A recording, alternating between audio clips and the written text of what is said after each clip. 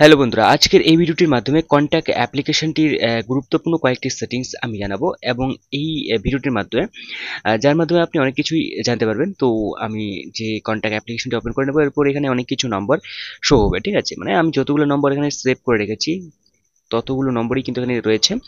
এরপর আপনি থ্রি বার অপশনে টাচ করে নেওয়ার পর সেটিংস যে একটি আইকন দেখতে পাবেন, এই আইকনে আমি টাচ করে নেব, ঠিক আছে? তো এখানে টাচ করা হয়ে গেলে আপনার রিসাইকেল বিন যদি অফ থাকে তো এটাকে আপনি অন করে নেবেন। এক্ষেত্রে আপনার যে কোনো নাম্বার যদি ডিলিট হয়ে যায়, ঠিক আছে, সেই ডিলিট হওয়ার নম্বরটিকে কিন্তু আপনি 30 দিনের মধ্যে আপনি রিকভার করে নিতে পারবেন, ঠিক আছে? এবং 30 দিন পার হয়ে গেলে কিন্তু সেই নাম্বারটি ডিলিট হয়ে যাবে। তো এরপর বাদবাকি যে অপশনগুলি এগুলিকে আপনি অন অফ করে নিতে পারেন, ঠিক আছে? এরপর আপনি যে ইমেল থাকবে, ইমেলে যতগুলি নাম্বার আপনি সেভ করে রাখবেন এখানে সেই নাম্বার শো হবে, ঠিক আছে? এরপর আপনি সিম রয়েছে নাম্বার 1, আমি সিমের নাম দিয়ে রেখেছি টিএনটি, এটা হচ্ছে 2 নম্বর সিমে।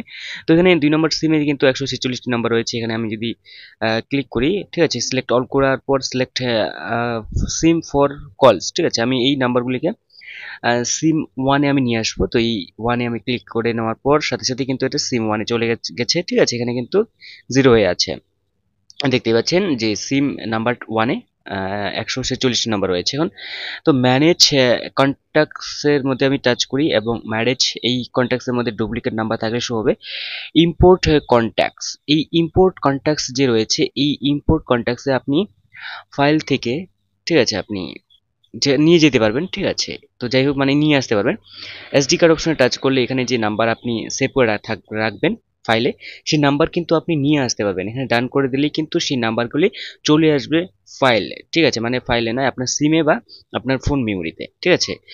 এক্সপোর্ট আপনি কিন্তু এখান থেকে আপনি ফোন মেমোরিতে সেভ করে রাখতে পারবেন যে কোনো নাম্বার। তো ইন্টারনাল স্টোরসের মধ্যেই, মানে আমি যদি সেভ করে রাখি অথবা আমি টিএনটির যে নাম্বারগুলি রয়েছে 2 নম্বর সিমের যে সিম নাম্বারগুলি রয়েছে এগুলি যদি আমি সেভ করে রাখি, তো এক্ষেত্রে ডান করে নেওয়ার পর এক্সপোর্ট অপশনে টাচ করলে কিন্তু এটা ফাইলে চলে যাবে, ঠিক আছে, সেভ হয়ে, ঠিক আছে? এইভাবে কিন্তু চলে গেছে, এটা কিন্তু সেভ হয়ে গেছে, ঠিক আছে?